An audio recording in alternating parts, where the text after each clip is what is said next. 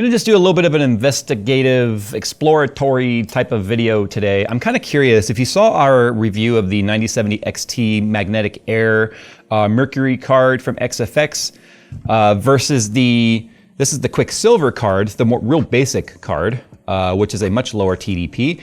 This card actually was hotter than this card, even though they both carry a massive, massive cooler. So I wanna do a little bit of investigation to see if there's something really different on this card that makes it run cooler, because to be honest, given the size of this thing, I'm really surprised that it was like 7 degrees warmer than the much higher TDP card. For those looking for a high-end custom gaming experience, look no further than Falcon Northwest. Falcon Northwest has been building PCs made for gamers for over 30 years with a focus on a true high-end gaming experience. Custom cases available only through Falcon Northwest feature state-of-the-art testing and design to ensure that every component is performing at their best through thermal imaging and rigorous lab testing designed and overseen by the Falcon Northwest founder himself. With a complete lineup of systems ranging from small to large, every Falcon Northwest system includes a 3-year warranty policy and a year of 2-way overnight shipping coverage, providing the ultimate peace of mind. To see all that Falcon Northwest has to offer, follow the sponsored link in the description below. If you haven't seen the review, I'll go ahead and just kind of put the temperature charts back up right here. If we take a look at Furmark, this card, the XFX Mercury, has a 340 watt TDP. And the other card here, the 9070 non-XT, their Quicksilver, their more entry-level card, has a 220 watt TDP. So with 120 watts more, this card being less temperature makes me think that there might be something thermally different with the heat pipe design, or how many heat pipes there are, or something along those lines. But I definitely want to see what it is. Now, obviously the fans are out right here because these are the magnetic air fans, and I just think this is a really cool feature. That's why I keep playing with it. It makes cleaning really, really nice. So you can actually take the fans out, get in here, clean the rim and all that sort of stuff. And then if the fan ever went bad, presumably you could just replace it. XFX wrote me an email though after that review asking if I had noticed, and they sort of dropped the ball because they didn't tell anybody, that there's some wings on this thing that are removable, and that they're gonna actually give the STL or STO, whatever file it's called, for 3D printing it, but I don't see anything. Maybe it's the glossy bits? Oh! Cool. Oh yeah, they're just magnetic. Look at that. Oh, that's what those dimples I saw were in the reflections, because I was wondering. Okay. Yeah, look at that. So apparently they're gonna release the, I think it's STO file, right? Yeah, the STO file, so you can 3D print your own replacements if you wanted. You would just have to source, I guess, magnets. But that's kind of neat. I love little things like this. Also, a fun fact, I've been sort of hounding some of my contacts at Micro Center, like, hey, how's the 5070 launch going? And guess what? It did not sell out. They still had something like 30 or 40 cards on the shelf hours into the launch. So I suspect, because this card technically at the time I'm filming this doesn't come out till tomorrow, I suspect a lot of people are waiting for this card. And if you look at the comments, a lot of people were stating, you know what? Okay, this is the first time I'm gonna switch over to Team Red and see how that is. All right, moving on. I don't suspect there's anything potentially wrong with the card cooler or whatever itself, because the temperatures in this were still down in like the mid to upper 50s, which is plenty cold. It's just, unless there's something weird reporting with the temperature software, if we go back and reference my chart, you can see the 5070 Ti has a very high refresh rate in terms of how fast the information is being sent back to the reporting software, in this instance, Hardware Info 64. And so we get a lot of data points to map, right? But the data points, as you can see, being sent by these cards is a lot less frequent. So that's why it definitely has like these little blurbs and flat spots and a little hiccup and a flat spot.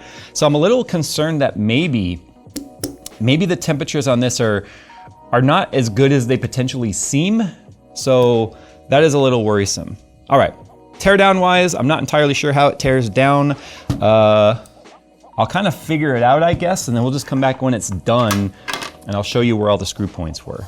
So check this out. The size of this card is a little bit comical because as soon as you remove the back plate, it's like the teeniest, tiniest little card. Okay, so getting this off looks like it's gonna be pretty freaking simple. So all the backplate screws right here, 1, 2, 3, 4, 5, 6. There's no heat pads or anything on the back. We do have is that plastic? Yeah, it does look like we have a little bit of a plastic isolator here in case anything was to potentially touch the back of the card, which shouldn't be the case. I kind of wish there was a cutout here so any heat could escape. Otherwise, this backplate now is just a thermal insulator. I don't know if you could potentially use a really thick heat pad to touch that and then maybe pull some heat to the backside. Maybe something we could play around with. And then you're left with just these 4 screws. 1, 2, 3, 4 around the perimeter of the GPU, which, to be honest, should release the rest of the cooler. Oh, yeah, it's a dual BIOS card. I forgot to mention that in the review, but it's okay. We left it in out of the box settings. So the front of the cooler does tie in to the plate right here. So this helps with anti-sag. So there's a couple screws on the plate right there that you have to remove, and then the 4 on the back side of the GPU. So, okay, so that plug is easier to get off if you, it's so tiny, the die. The whole card itself, like. Well, their die is super rectangular, Jesus. It looks like an Intel CPU is what it looks like if you were to delid one. Okay, so taking the card off first, and I'm almost wondering, like, that paste is really thin. Like, it looks like a lot of it squished out, but it's really thin. I don't think that's a problem, but this is pretty dry. I think what I could do right now is when we put it back together, I have to repaste it anyway. I'll put like my kingpin paste or something on there and see if it improves at all. But again, the temperatures were not bad.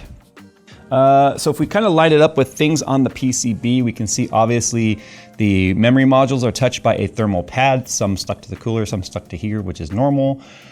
Looks like we are touching VRMs right here. And then these guys back here and right here. Pretty basic. Nothing to really write home about. But if you were to, I don't know if they'll come out with water blocks for this. Maybe they will, but if they did, you could go pretty small form factor with this. Okay, there's that. We'll take a look at heat pipes and such in a second. I'm wondering if that thermal paste though might be potentially why it feels like the card is warmer than it should have been. Okay, just based on how much stickier this one kind of is to the, it's got a very similar paste job, so I don't think it's gonna make a difference, to be honest. Okay, let me get these plugs off. There's one extra plug on here, obviously, because we have RGB as well as fan headers. Yeah, we've got 5 heat pipes on this guy. Most of them run this way. A couple of them run and kind of curl back or on the front, because obviously you need pipes to go through this side as well. Over here, we've got 1, 2, 3, 4, 5, 6, 7, 8 heat pipes. One other thing too, if we look closely, the XT card right here, the magnetic air, also does have what appears to be a vapor chamber, and you can tell because it looks like a sandwich, right? So the vapor chamber is in there. The heat pipes make contact with the vapor chamber. This isn't gonna be I don't know if it's a flow-through vapor chamber, like a single piece. It's unlikely. It could be, but it would be soldered at the very least. So now we have a vapor chamber cooler, which is much more efficient at wicking away the heat, which is the way the vapor chambers work. Whereas if we take a look at the Quicksilver card, it's a little bit more difficult to see. It looks like just a standard soldered cold plate to a heat pipe system. So it's not a vapor chamber as far as I can tell, which by itself explains the vast heat efficiency or the heat dissipating efficiency of both cards, which is why this one right here is like over 50% more power than this guy, but colder by something like 7 to 8 degrees on our chart. But I'm gonna get you the measurements of the pipes and stuff because I'm just kind of curious now. Yeah, that's 6 mil. That's also 6.2 mil. Okay, so they are the same size heat pipe, even though they looked visually different, but the lighting can do that, right, when they're curved. Obviously, the vapor chamber itself, though, is going to make a huge difference. So what I'm gonna do right now is I'm gonna go ahead and clean this paste up. I'm gonna put KPX on here, which is what we use on all of our stuff that we repaste. And then we are going to, I'll rerun this card right now under load with Furmark to see if it came down at all from its original temperatures. I don't necessarily think it will, but I'm just curious now if the compound can help at all. All right, so the card's back together. It's actually over on the test bench, and I just reran the Furmark test to see if changing over to the KPX gave us any sort of temperature change. not at all. And you can see what I mean about the very square blockiness of the way that the temperature reports. It could honestly just be the fact that the NVIDIA temperature sensor actually gives us a decimal point with it, so we're seeing a lot more movement there. It could also just mean that the temperature sensor inside the particular AMD GPUs this time around is only giving us whole figures, right? 55, and how long it takes to get to 56 is a lot different than how long it takes for it to fluctuate around in the 1/10 of a degree. That's the only way I can potentially explain that. But I can tell you that the card does run cool. It's funny how I'm having to investigate why one card is running 47 degrees and one card is running 53 degrees. The coolers are a bit overkill versus what they are. Maybe not this one so much, just because of the fact that it's running a 340 watt card. But some pluses that we just, things that we look back and go, you really underestimate how much you appreciate these very solid bridges and these terminals for the power plugs. Or just the fact that we can see that still. 340 watt card, even on 12 volt high power or 12 volt 2x6 would not have melted. It really is a 90 series card problem because of the low headroom there is at the top of the capabilities of the plug, if you will. But there is a Sapphire card from AMD though, well, an AMD card from Sapphire that actually uses 12 volt high power, so that would be interesting to take a look at. Anyway, moving on, there we go, that was the teardown. The real differences just come down simply to the fact that this is a vapor chamber cooler, whereas the other card is not. Vapor chambers are way more efficient at wicking away heat. That is literally what they do, but they do cost a bit more to actually manufacture and create. So that's one of the reasons why if we had a 9070 Mercury compared to a 9070 XT Mercury, that would have been interesting to see exactly what the cost difference was between these two models. I'll be honest, I haven't gone and investigated what the pricing is. It's just, we literally didn't get pricing on these cards until as we were starting to film. And we film these usually the afternoon prior to the launch to make sure we have the most recent information. And yeah, they did not know what the pricing was actually going to be, because until we talked about on the 28th, I think was the actual embargo lift of information. That was also when they found out what the price was going to be. All the AIBs found out that day. So as you can imagine, they're building something that they don't know yet what the SEP is going to be, but they do know what it costs for them to make it.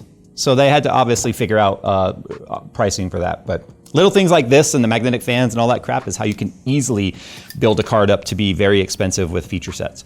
All right, there you go. That was a teardown of the 9070 and 9070 XT from XFX, both the Quicksilver, which is their mid-tier card, and the Mercury Magnetic Air, which is their high-end card. Little tidbit of information here, just totally separate from this video, to be honest. Today we're filming this, the day we're filming this is actually 5070 launch day. It is almost noon. They still have like 30 cards at Micro Center on the shelf.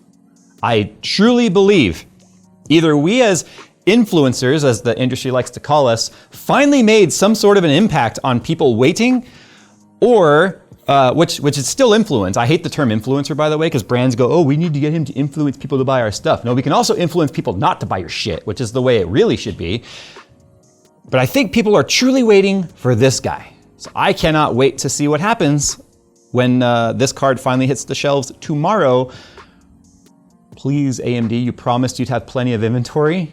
You've said that before and you have literally fallen on your face. Don't do it again, for the love of God.